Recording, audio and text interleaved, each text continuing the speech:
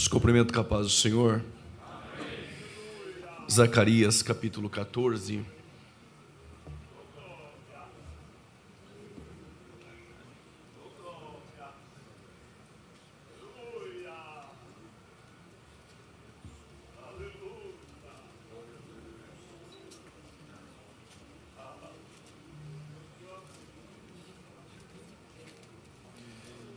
Seu versículo de número 9.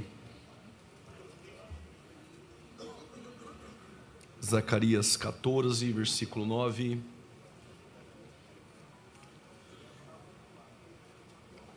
Nós iremos hoje concluir a temática As Glórias do Milênio. Eu quero agradecer mais uma vez ao pastor presidente Orivaldo Nunes de Lima, ao pastor presidente Dom Madene, pastor José Carlos de Lima. Deus abençoe, aos demais pastores e também aos preleitores que aqui passaram. Deus continue os usando em nome de Jesus. Diz assim o texto: e o Senhor será rei sobre toda a terra. Naquele dia, um será o Senhor e um será o seu nome. Pode tomar seu assento em nome de Jesus.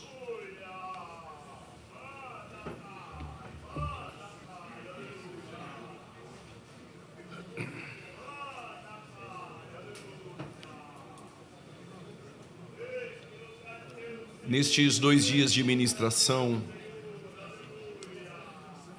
nós entendemos, logo no período introdutório da minha fala, que nós, dispensacionalistas, seguimos uma interpretação literal das Escrituras e principalmente das profecias bíblicas.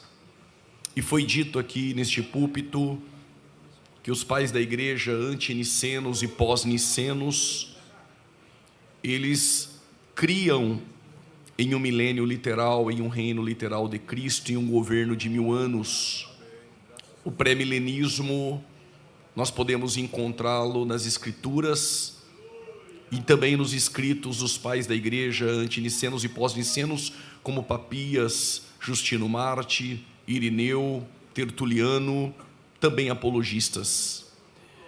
Contudo, surge em meio aos pais da igreja uma nova interpretação essa que vem do berço de Alexandria através de Fílon, vai passar por Orígenes, e Orígenes então ele é o pioneiro entre os pais da igreja no tocante à alegoria. E após a ascensão de Constantino no governo, e é do saber dos irmãos que a igreja passou por 6 etapas. A igreja primitiva, após a morte do último apóstolo João, é possível que tenha morrido de velhice em Éfesos. Depois da morte do último apóstolo, entramos então naquilo que nós conhecemos dentro da história da igreja como a igreja perseguida, onde nossos irmãos eram violentados, nossos irmãos eram mortos na arena do Coliseu, através das feras, mas não negaram a fé. Após a transição do período da igreja perseguida para a igreja imperial, nós temos a ascensão de Constantino no governo, e ele aliou a igreja com o Estado. Isso trouxe alguns benefícios e malefícios para a igreja. Os malefícios pesaram mais na balança, porque muitos agora tinham privilégios com o Estado, e como a igreja era aliada com o Estado, muitos pagãos se diziam crentes para usufruir dos privilégios do Estado. Isso hoje não é diferente. Entretanto, quando Constantino ele enterra a espada da perseguição contra a igreja, os irmãos pararam de morrer na arena do Coliseu. Isso fez com que alguns intérpretes passaram a então acreditar que iniciava-se o período milenar, um período de paz, e Agostinho de Hipona, ele passou a acreditar que a igreja então começa a viver o milênio, que era um período de 1000 anos. Isso trouxe uma problemática, porque após 1000 anos não houve o final do governo de Cristo de 1000 anos. Então, além de alegorizar o milênio, passaram a alegorizar também os 1000 anos. Passado muitos anos, já no século XVIII para o século XIX, houve um resgate aos estudos das profecias bíblicas. E aqui é do saber dos irmãos, e não preciso me desgastar nisso, a escatologia nunca foi debatida em concílios, porque os ataques dos heresiarcas que aconteceram, das heresias que surgiram, foram todas contra a pessoa de Cristo, quando não a doutrina da Trindade, e até mesmo contra a pessoa do Espírito. E aí nós vamos ter o concílio de Nicéia, de Constantinopla, nós vamos ter o concílio de Calcedônia, e a reforma protestante, ela não se atém também à doutrina das últimas coisas. Qual era o lema da reforma protestante? O justo viverá pela fé, e a ideia era a justificação pela fé. O seu desdobramento recai na soteriologia. Sola as Escrituras, e que as Escrituras estão acima de uma pessoa, do Papa. Isso também recai na eclesiologia. A escatologia, mais uma vez, é colocada de lado. A escatologia nos escritos de Lutero, de Calvino, era somente sobre estado intermediário, sobre o inferno. Não havia uma ideia sobre milênio, não havia uma ideia sobre arrebatamento. Isso não foi colocado na mesa acadêmica para discussão. E quando alguns homens passaram a estudar as profecias, houve então um resgate daquilo que os pais da igreja já acreditavam, que era um período milenar, um período de 1000 anos. E aí John Nelson Darby, ele passa a estudar e sistematizar a doutrina dispensacionalista, e nós, assembleanos, trouxemos para a nossa igreja aquilo que os pais da igreja já defendiam, que era um período de 1000 anos. Onde eu quero chegar com isso? Que assim o livro do Apocalipse, ele não tem uma interpretação historicista, como se ele estivesse se cumprindo durante toda a história, e nem idealista, espiritualizando os 144.000, as duas testemunhas, ou os 1000 anos. Também nós não temos uma interpretação preterista, dizendo que o livro todo do Apocalipse já se cumpriu até o ano 70. Nós temos uma interpretação futurista, com base em Apocalipse 1,19. João escreve: as coisas que vistes, as que são e as que brevemente hão de acontecer. Então o livro do Apocalipse, ele é dividido em 3 partes. As coisas que vistes, o Cristo glorificado, cabelos brancos como a neve, olhos como chamas de fogo, o seu vestido que não foi confeccionado em Damasco, Magdalo em Tiro, mas na eternidade, um cinto de ouro, os pés como latões reluzentes, e este que aparece para João em Pátimos, as coisas que vistes. As coisas que são, capítulo 2 e capítulo 3 do Apocalipse, as 7 igrejas da Ásia, a igreja de Éfeso, Esmirna, Pérgamo, Tiatira, Sardes, Filadélfia e Laodiceia. E alguns entre nós, assembleanos, passaram a defender que cada igreja da Ásia corresponde a um período da história. Isso é uma inclinação ao historicismo, dizendo que a igreja primitiva era a igreja de Éfesos, a igreja perseguida Esmirna, a igreja imperial Pérgamo, a igreja medieval Tiatira, a igreja da reforma Sardes, e que nós estamos vivendo a igreja de Filadélfia, e que futuramente uma igreja apóstata Laodiceia. Não entendo dessa forma. As 7 igrejas da Ásia foram igrejas que passaram dentro daquele contexto na Ásia Menor. Contudo, há lições às 7 igrejas da Ásia. Entre tantas, e nós não teríamos tempo, é que o relatório da terra é diferente do relatório do céu. Relatório da terra, a igreja de Esmirna é pobre, relatório do céu é rica. Igreja de Filadélfia, relatório dos homens é com pouca força, mas relatório dos céus, mesmo tendo pouca força, não negou o meu nome. Mas a igreja de Laodiceia, relatório dos homens, rica sou e de nada tenho falta. Relatório dos céus, pobre, cega e nu. Leva isso para casa essa manhã. O que vale não é o que os homens dizem ao seu respeito, mas o que a eternidade fala sobre você. Mas as coisas que hão de acontecer do capítulo de número 4 ao capítulo de número 22, e o 4 e 5 é atemporal, mas do 6 ao 18 é o período tribulacional. O capítulo 19 é a segunda vinda, e o capítulo 20 é onde está inserido 1000 anos. E qual o critério exegético para se alegorizar 1000 anos? Qual o critério exegético para se alegorizar 144.000? Como nós cremos em uma interpretação literal, nós cremos então em um período de 1000 anos. E o que eu vou dizer aqui, por favor, me entenda, para não falar que eu disse que Jesus volta dentro desses 1000 anos, ainda que eu acredito que ele volte hoje, agora. Aguardo ele a qualquer momento, de forma iminente. Mas o sábado foi colocado, instituído e ordenado por Deus para o descanso da terra. Trabalha 6 dias e descansa no 7º. Mas também tinha o sábado anual, 6 anos, e no 7º ano descansa. Contudo, por conta da violação do sábado, nós acreditamos que a terra ela tem 6.000 anos. Eu não creio na teoria de Gupp, do hiato, e nem no mundo pré-adâmico. Eu creio que a terra tem 6.000 anos. Eu não creio que entre Gênesis 1 e 2, permita-me a expressão, um Deus estabanado pega Satanás, joga na terra, ele explode a terra.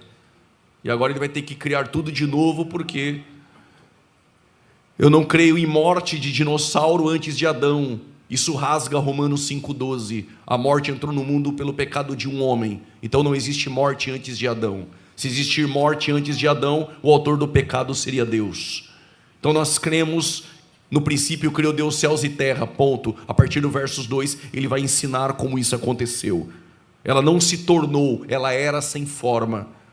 Não permite que uma teoria nova do século XIX entre em nossas igrejas, acreditando que Gênesis 1 e 2, ali houve uma queda de Satanás e um Big Bang para tentar conciliar a Bíblia com a ciência. A Bíblia não foi escrita para provar para cientista.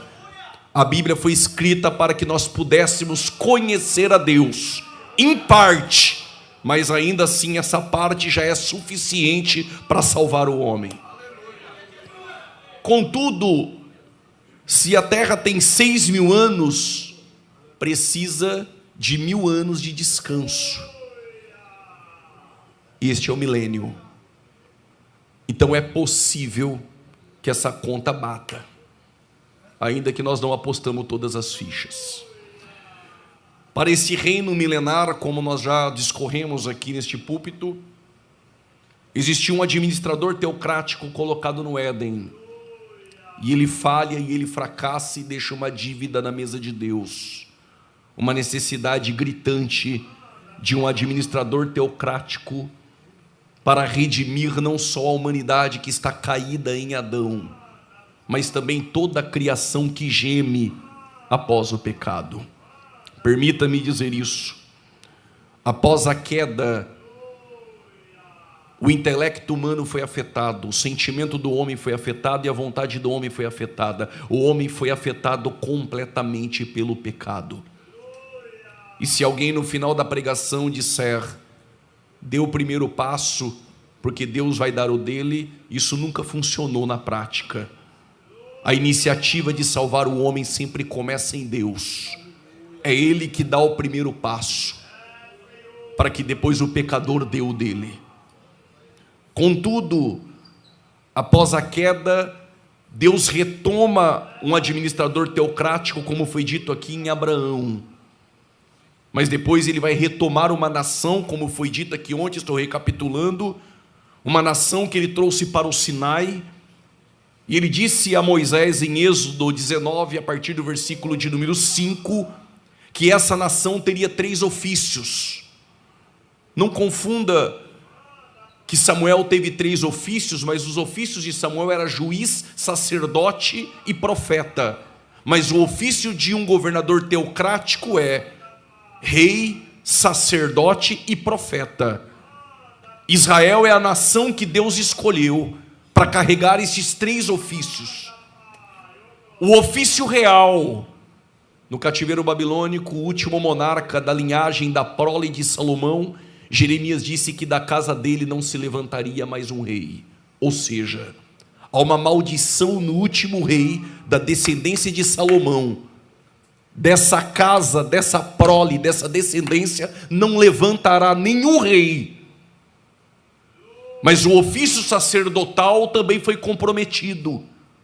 Porque os últimos sumos sacerdotes, e quando Lucas registra no 15º ano do reinado de Tibério César, sendo Pôncio Pilatos governador da Judéia, e Herodes o tetrarca governador da Galileia, e Lisânias da região de Traconites, e tem também um irmão da região de Abilene. Aí Lucas diz, sendo Anás e Caifás sumos sacerdotes.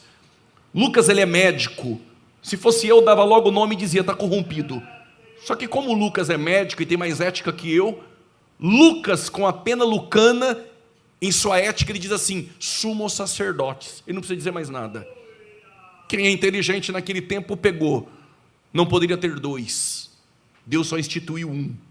E só troca após a morte desse um. Se tem dois, está corrompido. Ou seja, Anás e Caifás estão corrompidos. Por isso que Deus trocou o templo pelo deserto. Veio a palavra de Deus a João no deserto. Ou seja, o ofício real comprometido, o ofício sacerdotal, os últimos, Anás e Caifás, comprometido, e o ofício profético, pediram a cabeça de João colocar em uma bandeja. E abre um parênteses, e diz a Bíblia, que Herodes gostava de ouvir João, mas por intermédio de Salomé e Herodias pediu a cabeça dele. Tem até quem gosta de te ouvir. Eu também gosto desse silêncio. Tem até quem gosta de ouvir, mas no gabinete pode pedir tua cabeça. Até sabe que Deus te usa. Até sabe que Deus é na tua vida, mas quer a tua cabeça. Israel fracassa nos 3 ofícios. Mas eu disse ontem que só um homem pode cumprir os 3 ofícios. Jesus, ele cumpre. E na genealogia, Jesus não vem de Salomão.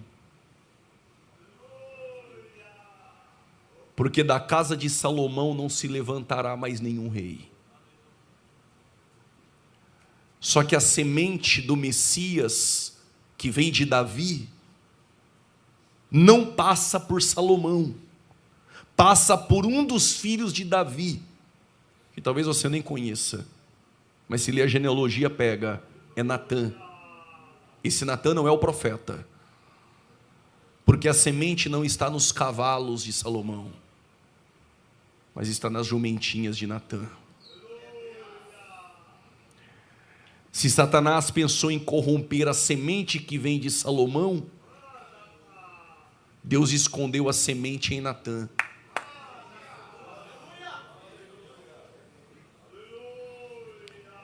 E a pergunta é, ele é rei? Ele não é rei. Ele é rei dos reis e Senhor dos senhores. Jesus cumpre o ofício real, mas ele é sacerdote, não segundo a ordem de Arão, mas ele é um sumo sacerdote segundo a ordem de Melquisedeque. Ele cumpriu os 2 ofícios. A pergunta que permeia é, ele cumpre o ofício profético? Disse Moisés, Deus levantará o maior dos profetas. Jesus, ele cumpre os 3 ofícios, e os magos sabiam disso. Quando foram visitar Jesus na casa de Jesus, fizeram conexão no palácio de Herodes, e perguntaram, onde é nascido o rei dos judeus? Porque eles viram uma estrela no Oriente. Permita-me uma crença naquele tempo, quando nós do Ocidente, eu não sei você, Mas quando eu era criança, não era crente, quando via uma estrela cadente, eu já gritava: faça um pedido. Você não é desse tempo. Mas no Oriente havia uma crença pagã: se visse uma estrela cadente, é porque um rei vai cair e um outro vai levantar. Quando os magos disseram a Herodes: vimos uma estrela do Oriente e viemos adorar aquele que é rei dos judeus, perturbou Herodes. Eu vou dizer, não vou dar outra oportunidade, e se pegar vai apanhar e não vai nem perceber. Por que Herodes não quer que Jesus reina? Porque se Jesus reinar, ele perde o trono. Quando os magos chegaram na casa de Jesus, eles levaram ouro, incenso e mirra. Ouro, ele é rei. Incenso, ele é sumo sacerdote. Mirra, ele é o profeta.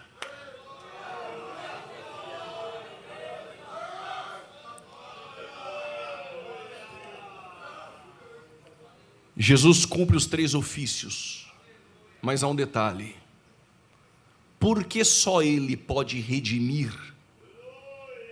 Porque só Ele é o Boaz. Tem que ser parente remidor. E para ser parente remidor, permita-me usar uma teologia de Anselmo de Cantuária. Anselmo de Cantuária, com uma mente brilhante, ele defendeu a seguinte tese: o ofensor é Adão e o ofendido é Deus. Se o ofensor é Adão e a sua natureza é humana, para satisfazer a justiça de um Deus santo e justo, um anjo não pode redimir nem a criação e nem a humanidade. E por quê? Porque a natureza do anjo é incompatível à natureza do ofensor. Deus é amor, mas Tertuliano já havia dito: em todos os seus atributos morais, a justiça acompanha todos. Deus poderia dizer: deixa essa dívida de Adão para lá e finge que nada aconteceu. Ele não pode. Por quê? Não nega-se a si mesmo, ele é justo. E se ele é justo, a dívida precisa ser quitada.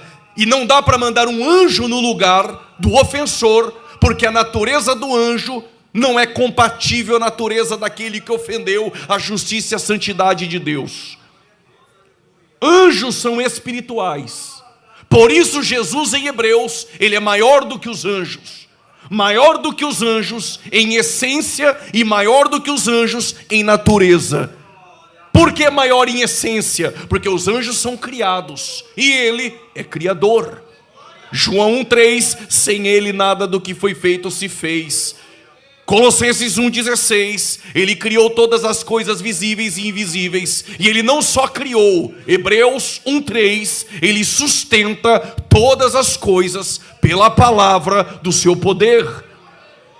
Ele é maior do que os anjos em essência, porque os anjos são criados e ele é criador. Mas ele é maior do que os anjos em essência, porque os anjos não podem ser adorados.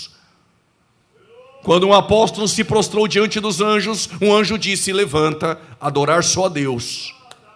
Mas quando Jesus nasceu, Deus deu ordem aos anjos: adore o menino. Isso é coisa da minha cabeça, não pregue e nem considere, só ouça.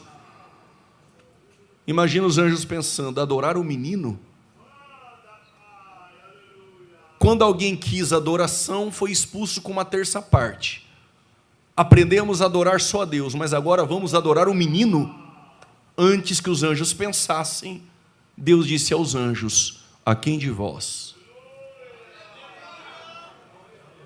me chamou de pai? E a quem de vós eu chamei de filho? Como manda quem pode, obedece quem tem juízo. O meu primogênito eu introduzi no mundo, e a todos os anjos de Deus. Se não quer adorar, os anjos fazem: o adorem. Ele é maior do que os anjos em essência, mas ele é maior do que os anjos em natureza. E por que em natureza? Porque a natureza do anjo é espiritual, e ele assumiu uma natureza humana, sendo em forma de Deus. Alguém poderia dizer, mas ele era uma forma, ele não era Deus. Antes que tu pense isso, se você pegar um iPhone 16 e pegar um Samsung S20 e colocar ao lado, ele pode ter a mesma forma. Mas se na Grécia isso acontecesse, não iria usar a palavra morfê, iria usar a palavra esquema. Se você for em São Paulo e falar esquema, ele já sabe que é algo que não presta. A palavra grega esquema tem o mesmo formato, mas não carrega as mesmas qualidades e essência. É Samsung, é iPhone. Mas se tem um iPhone 16 e aqui de fábrica um outro iPhone 16, você não usa esquema, você usa morfê. Tem o mesmo formato, mas carrega a mesma essência. Estou dando papinha para entender. Quando Paulo diz sendo em forma de Deus, não usou esquema, usou morfê. O que ele está dizendo é em forma de Deus, é Deus, mas não teve por usurpação ser igual a Deus. Kenosis, esvaziou-se. E olha que eu já vi assembleano dizer que esvaziar é deixar atributo. Como você pode deixar aquilo que é inerente ao seu caráter? Água nunca deixará de ser H2O, é essência. O que ele deixou? Ele abriu mão dos privilégios, abriu mão de uma glória, mas não pode abrir mão de atributos que são inerentes e estão atrelados nele. Isso é um equívoco teológico terrível. Sendo em forma de Deus, esvaziou-se de si mesmo, sendo semelhante aos homens, obediente até a morte de cruz. Ele se fez menor do que os anjos. Quando? Quando assumiu a natureza humana. Mas ele é maior do que os anjos, porque Deus o exaltou soberanamente. E lhe deu um nome, estou sentindo Deus aqui. E lhe deu um nome que é acima de todos os nomes. E chegará o dia, diante de anjos não, mas diante dele, toda língua confessará, e todo joelho se dobrará, e vão confessar que ele é Kyrios, que ele é Senhor. Permita-me, a ideia de Anselmo de Cantuária os anjos não podem quitar a dívida, então não pode remir a criação e nem redimir a humanidade. Como nós estamos em Hebreus com Hebreus fica melhor. Hebreus 10, versículo 5, ainda que orelha me furaste, mas não teria tempo para isso, mas é como se Deus, permita-me, é como se Deus desse um tapa na mesa e dissesse: oblações e sacrifícios não quero mais, corpo me prepara. Sabe o que Deus está dizendo? Sangue de animais só protelam, mas a natureza do animal, assim como a do anjo, não pode quitar a dívida. Por quê? Porque é incompatível a natureza do ofensor. Se o ofensor é homem e é Adão, o ofendido precisa que alguém quite a dívida. É por isso que veio o mistério da encarnação. Por isso ele se fez carne, para assumir a mesma natureza daquele que pecou. Se em Adão todos caem, então vem o último Adão na mesma natureza do primeiro que caiu. Por isso que nos congressos de jovens em Romanos 12, só se lê a última parte do versículo 2, e não vos conformeis com esse mundo. É interessante, faz parte da teologia prática, mas se esquecem do principal. Paulo diz: rogo-vos, pois, irmãos, pelas misericórdias de Deus, ou pela compaixão da sua tradução, que vos apresenteis. A palavra apresentar no grego é se apresentar de uma vez por todas, como sacrifício. A palavra sacrifício no grego tem caráter de vítima, ou seja, o cordeiro que vai para o altar não pede para voltar. Obreiro que entrou no ministério, entrou de uma vez por todas, não dá mais para voltar. Quem se apresenta de uma vez por todas. Aí Paulo diz: como sacrifício vivo, diga bem forte, vivo, diga santo, diga agradável. Ok, Paulo está dizendo, o sacrifício tem que se apresentar, mas tem que se apresentar santo e agradável. E só tem 2 sacrifícios vivos na Bíblia. O primeiro é Isaac. Pega o menino, amarra ele, levanta o cutelo. Quando levanta o cutelo, o anjo diz, pare, eis ali o carneiro. Por isso que Abraão viu meu dia e se alegrou. Ele viu a maquete do Calvário. Isso é uma outra história. Aleluia. Mas por que pare? O sacrifício não é vivo? É vivo, mas não é santo. Então não é agradável. Mas tem um outro sacrifício que vem e é vivo.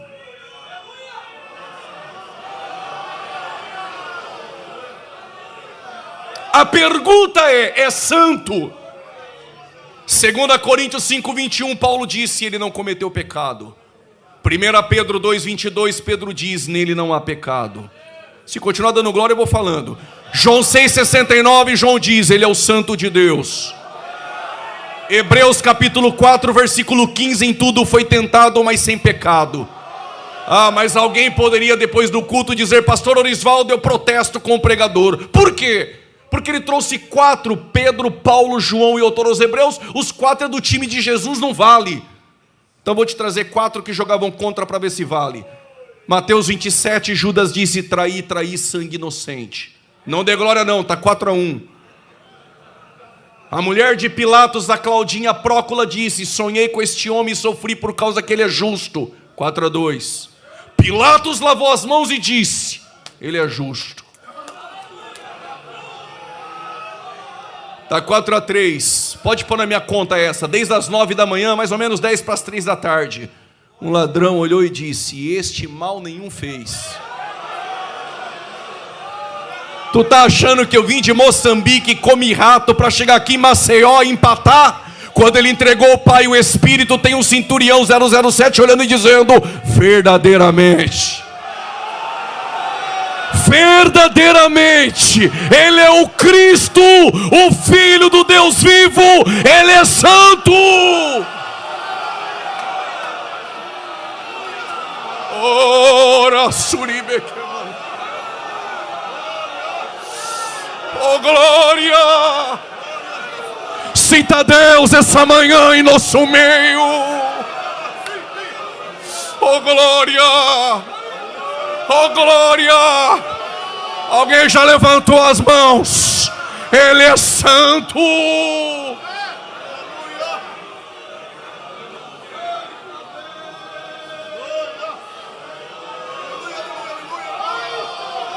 Se quiser economizar para o culto do domingo, é com você. Eu deixaria tudo aqui essa manhã.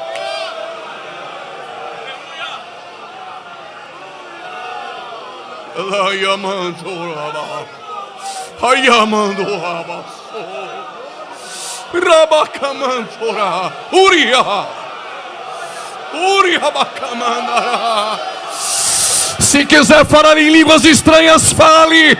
Isso aqui ainda é a Assembleia de Deus.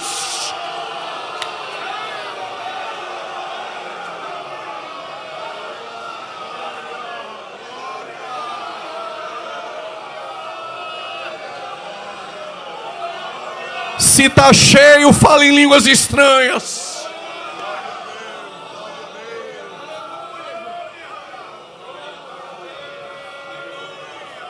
Preciso caminhar.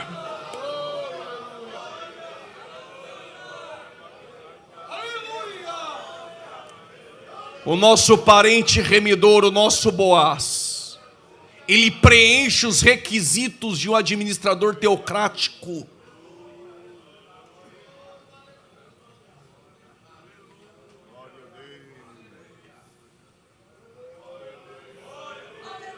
Quando Boaz, ele entrega os calçados a Ruth, isso é testemunho que ela foi redimida.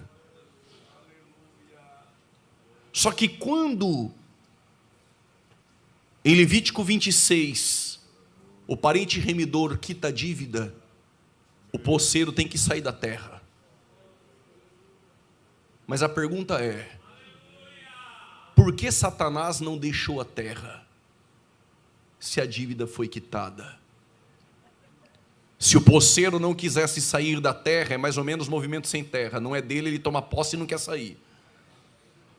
Se o poceiro tomava posse da terra e o parente remidor quitava a dívida, e ele não quisesse sair, o parente remidor deveria levar uma cópia da escritura. Porque em Israel a escritura original ficava na mão do juiz. E ele então deveria ir até o juiz. E diante do juiz, o juiz atestava que ele é o parente remidor e que ele quitou a dívida. Então o parente remidor sabia que o juiz iria dar uma ordem para o seu exército descer na cidade e tirar o poceiro. Agora tu entende por que em Apocalipse, quando João arrebatado em espírito, ele vê o trono e ao lado direito do trono um livro selado, escrito por dentro e por fora. Que livro é este? A escritura original da terra. E por que João chora? Porque um anjo forte, e não me pergunta o tamanho nem as medidas, os profetas do Pix, se fizer lá, ele te conta. Escapou. Um anjo forte diz: ninguém é digno, nem no céu, nem na terra, e nem debaixo dela, de abrir o livro e desatar os selos. E por que ninguém é digno? Anjos não poderiam, animais não poderiam, só poderia quitar a dívida um parente remidor do Elimeleque, que é o Adão que caiu. Só pode resgatar a terra e a humanidade perdida quem preenche os requisitos de parente remidor. Por isso que o fulano em Ruth capítulo 4 disse: eu não posso redimir Ruth, porque ele já tinha uma esposa. Se não pegar, não tem problema. Deus já tem Gomer. A Ruth é tua.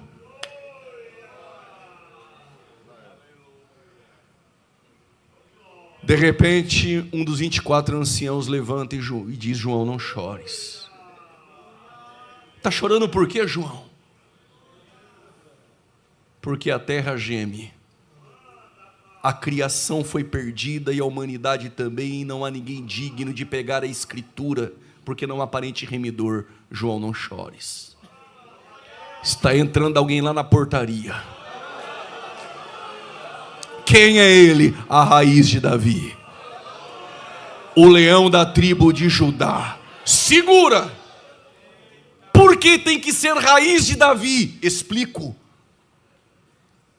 Porque no segundo livro de Samuel, capítulo 7, do 13 ao 15, Natã disse que da prole, da descendência de Davi, teria um rei eterno que assentaria no trono de Davi e seria um trono eterno. A aliança davídica é que do trono de Davi haverá um rei eterno. E a aliança abrâmica é: a terra será possuída e governada por este rei. Temos uma terra eterna e temos um trono eterno. Ele tem que vir de Judá. Quando Jacó, em Gênesis 49:10, após ele abençoar os filhos, quando ele chega em Judá, ele diz que o cetro não se arredará de Judá, e virá de Siló. A palavra Siló, para os targuns, é o pacificador. Para os rabinos, o Messias. Mas em uma interpretação, dentro do hebraísmo, é aquele a quem pertence. Ou seja, o rei virá de Judá, e dele pertence o cetro. Agora tu entende quando Gabriel apareceu para Maria e disse: salve agraciada, tu vai gerar um filho. Eu nem me deitei com José. Calma, mulher, é obra do Espírito Santo. E tem um detalhe: o que vai nascer dentro de ti, o nome é Jesus. E ele se assentará no trono de Davi, um trono e um rei eterno. Ou seja, está entrando alguém lá, João. Quem é? A raiz de Davi, o leão da tribo de Judá. É aquele que foi morto e está vivo. E quando ele entra, os 24 anciãos se prostram e começam a cantar um novo cântico: digno é o Cordeiro. Enquanto os 24 anciãos estão cantando um novo cântico, 4 seres viventes, um semelhante ao homem, um semelhante à águia, um semelhante ao leão, um semelhante ao bezerro, se prostram. Os anjos começam a adorar, mas o cântico dos 24 anciãos é: digno é o Cordeiro, de honra, de glória, de poder, de domínio. Olha o que diz: e compraste para Deus. As traduções mais antigas é: e nos comprastes, tribos, línguas e nações, e nos fez reis e sacerdotes. Quando Jesus chega, ele pega o livro e João para de chorar. Ou seja, o nosso parente remidor, diz Paulo aos Colossenses, ele reconciliou todas as coisas consigo.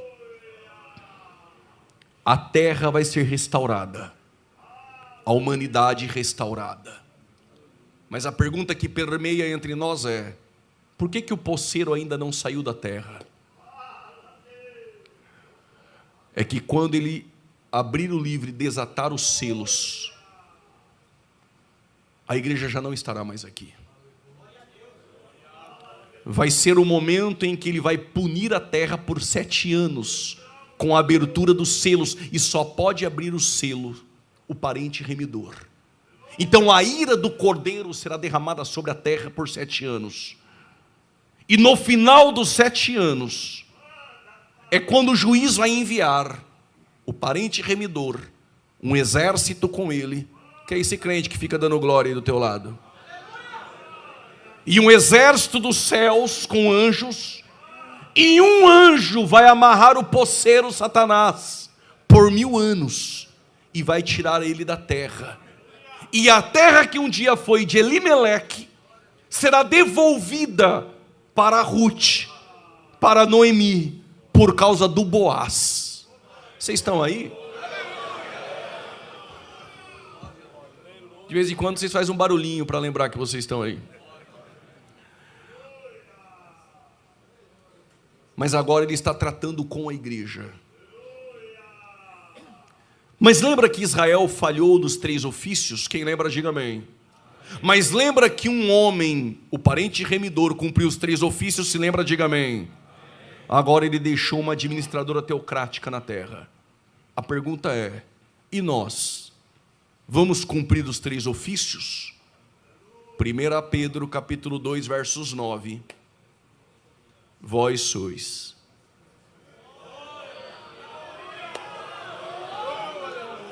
geração eleita. Qual o ofício? Sacerdócio real. Reis, sim, senhores. Sacerdotes, sim, senhores. A pergunta é: e o ofício profético? Vós sois geração eleita, sacerdócio real, para anunciar. Os anunciadores chegaram aqui para anunciar as virtudes daquele que vos tirou das trevas para a sua maravilhosa luz.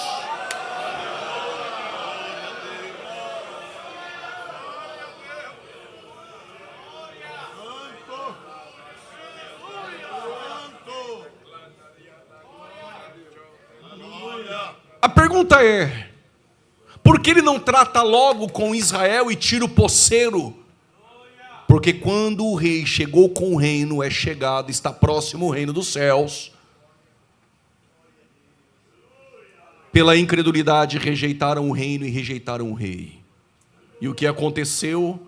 Paulo, em uma analogia ou metáfora, como você escolher, em Romanos 11 ele explica isso melhor.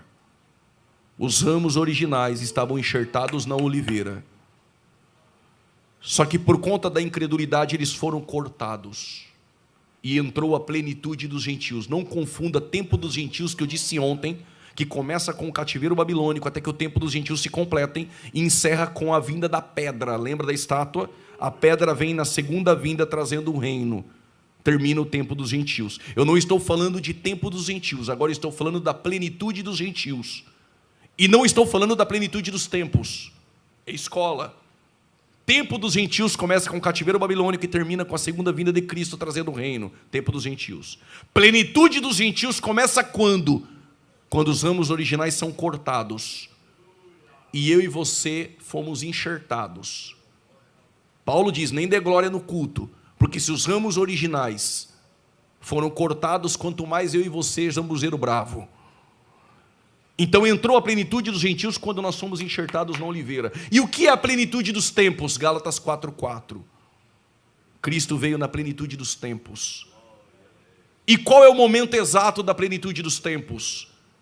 Os 4 reinos da estátua nos trazem isso como informação elementar, satisfatória e básica para entender que ele veio na plenitude dos tempos. Por quê? Porque após o cativeiro babilônico nunca mais houve idolatria. Então não pense que Deus perdeu o controle. Ele usou a Babilônia como instrumento de justiça para quê? Para tirar a idolatria, e não tem mais até hoje em Israel. Por que ele usou os medo-persas?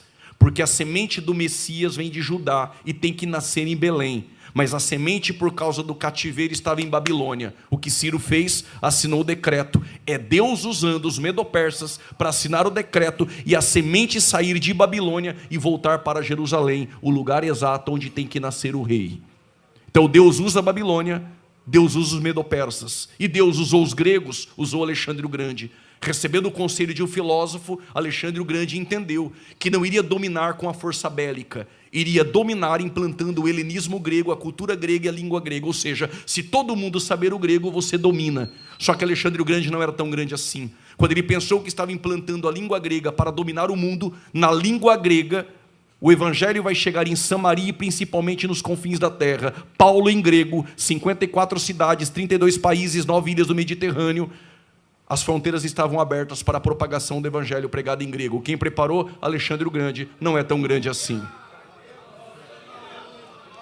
E Roma, pavimentando estradas, Pax Romana, abrindo fronteiras, pensando, vamos abrir fronteira para dominar. Mal sabia que estava abrindo fronteiras para a primeira, segunda, terceira viagem missionária. Enquanto tu está aqui adorando e servindo a Deus, Deus está usando até o ímpio para abrir fronteiras e portas para crente entrar e passar. Tem alguém que acredita nessas coisas ainda?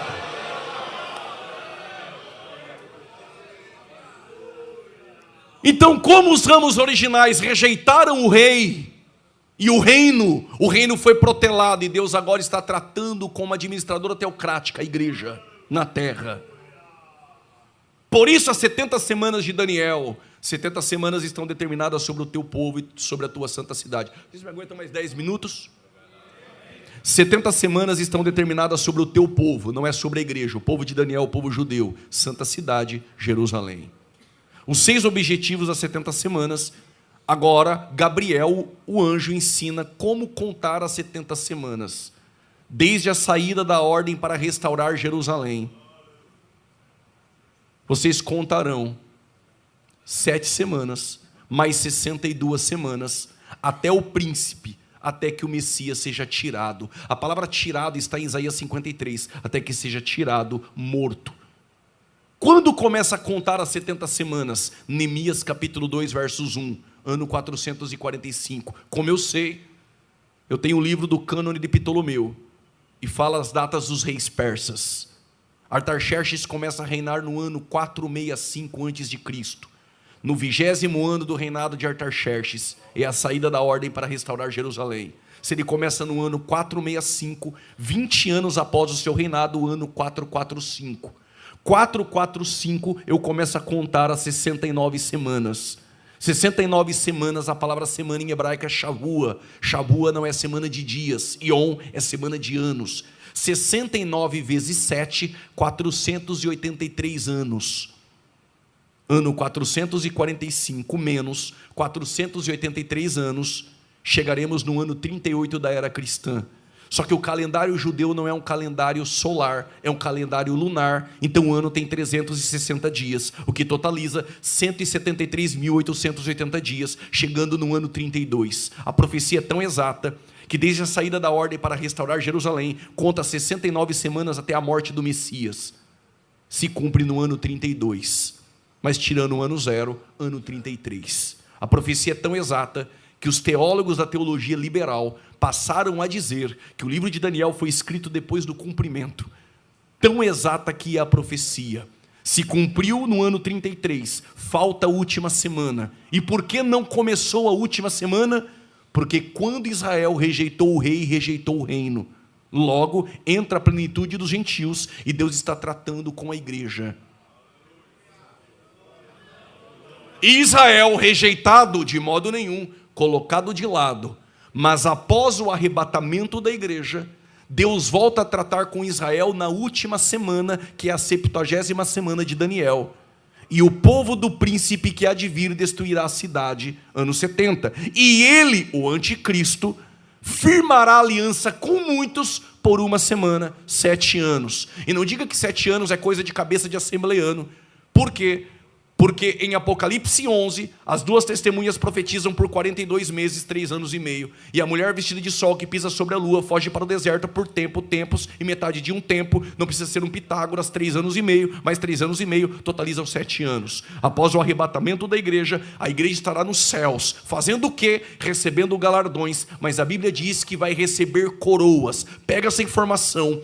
Coroa fala de autoridade. Aí a pergunta é: o que eu estou fazendo nessa escola bíblica, aprendendo sobre milênio? O que a igreja tem a ver com o milênio e onde ela se encaixa? Segura agora. A prestação de serviço que você faz aqui agora, como igreja, determina a tua coroa no tribunal. E a tua coroa no tribunal determina a tua autoridade no milênio. Eu vou repetir. A prestação de serviço que você faz aqui determina a tua coroa no tribunal de Cristo. E a tua coroa no tribunal de Cristo determina a tua posição no milênio. Como reis e sacerdotes, governará juntamente com Cristo por 1000 anos. Detalhe: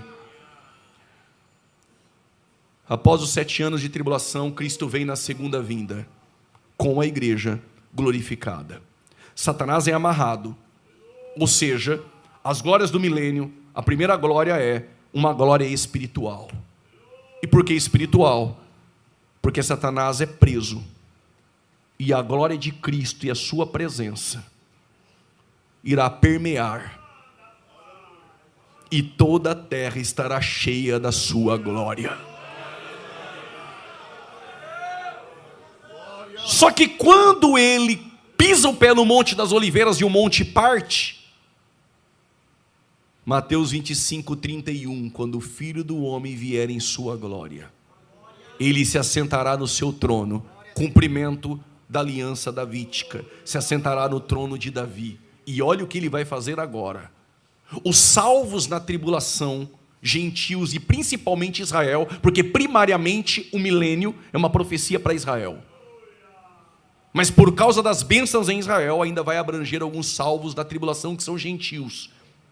E esses serão colocados à direita, chamados de ovelhas.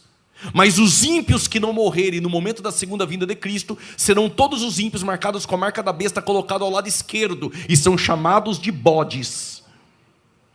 À esquerda bodes e à direita ovelhas, e Cristo no seu trono vai destruir os bodes, e olha o que ele vai dizer para as ovelhas: vinde benditos do meu Pai.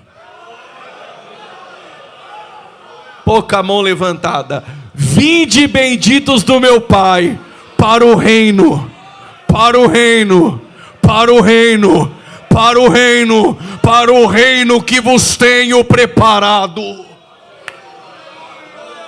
Que reino é este? O reino prometido de 1000 anos. E as ovelhas entrarão com os corpos físicos para dentro do milênio. E a igreja glorificada como reis e sacerdotes, iremos trabalhar dentro do milênio, com posições específicas para levar o povo à adoração. Qual a glória do milênio? Primeiro, uma glória espiritual. Satanás é preso e a tua presença irá inundar toda a terra. Qual a glória do milênio? Uma glória política, porque haverá um só Senhor, um só Rei, que governará toda a terra. Mas também haverá uma glória moral. E por que glória moral? Há tanta santidade, porque Ele é santo. Mas até as campainhas dos cavalos do milênio estarão escritas: santidade ao Senhor. Será um reino de justiça e um reino de santidade. Mas haverá também uma glória material. E por quê? Porque no milênio as ovelhas, os salvos com os corpos físicos, irão ter filhos. Haverá longevidade de vida, viverão 1000 anos. Haverá prosperidade agrícola, não haverá mais mazelas. As crianças irão brincar com animais que perderão a ferocidade. Há uma glória também no milênio social. Haverá paz. Por que haverá paz? Porque o príncipe da paz irá governar. A terra restaurada, o trono de Davi, Cristo, príncipe da paz, governando por 1000 anos. Haverá morte. Isaías 65 atesta que sim. Os que pecarem voluntariamente, esses serão mortos. Os salvos não morrem, viverão 1000 anos. Mas no final do milênio Satanás é solto. Alguém quer saber por quê? Melhor deixar com sede do que matar afogado. Mas só guarde algo no teu coração. Milênio, reino milenar, não tem nada a ver com o reino eterno, como os pós-milenistas atestam. O reino de 1000 anos, ele encerra após a rebelião na soltura de Satanás. Ele vai enganar a muitos. E aí vem a batalha de Gog e Magog, fogo de Deus desce do céu. Satanás é lançado no Guiena, e os ímpios são mortos, lançados no Hades. Mas após o juízo final, Pedro diz que os elementos ardendo em chamas se desfarão. A terra passará pelo fogo. Um jovem um dia me perguntou, pastor Joab, e disse assim: se a terra já foi restaurada no milênio, por que tem que ser restaurada de novo para a criação de novos céus e nova terra? Explico: Deus não habita onde há rebelião. Como Satanás foi solto no final dos 1000 anos, contaminou a terra. Então agora ele vai criar, após a terra passar pela restauração do fogo, ele vai criar os novos céus e uma nova terra. O que eu vou dizer aqui agora vai causar uma certa confusão em muitos, mas não tem problema. No final de tudo, no novo céus e nova terra, a nova Jerusalém descerá ataviada. Aonde a igreja estará? Como a promessa para a igreja sempre foi céu, na casa do Pai. Filipenses 3:20, a nossa cidade está nos céus. O lugar da igreja é céu. Mas ela tem acesso ao novo céus e nova terra. Mas o ambiente da igreja é Nova Jerusalém. Mas para que novos céus e nova terra? Os salvos do milênio, que não se rebelaram contra o governo de Cristo e permaneceram salvos, esses terão o pecado removido. E a pergunta que não quer calar: terão os corpos glorificados? Depois de mais de 68 traduções de livros de escatologia, de professores americanos, só encontrei uma resposta satisfatória, que era a que eu já tinha no meu coração: estes não terão os corpos glorificados. Como a criação é restaurada, será uma descontinuidade ao Éden. E estes viverão para sempre, com os corpos físicos com o pecado removido. E como serão eternos? Vai ter uma árvore lá.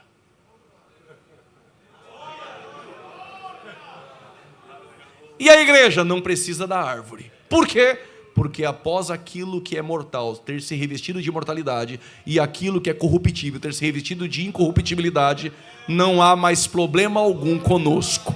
Corpo glorificado de eternidade. Alguém já levantou a mão? De eternidade a eternidade. Para mim é um privilégio imenso poder participar dessa escola bíblica tão relevante, diante de um povo fervoroso, e transmitir um pouquinho daquilo que eu aprendi com o Senhor Jesus, com livros e com professores. Que Deus continue nos dando crescimento para a glória de Deus.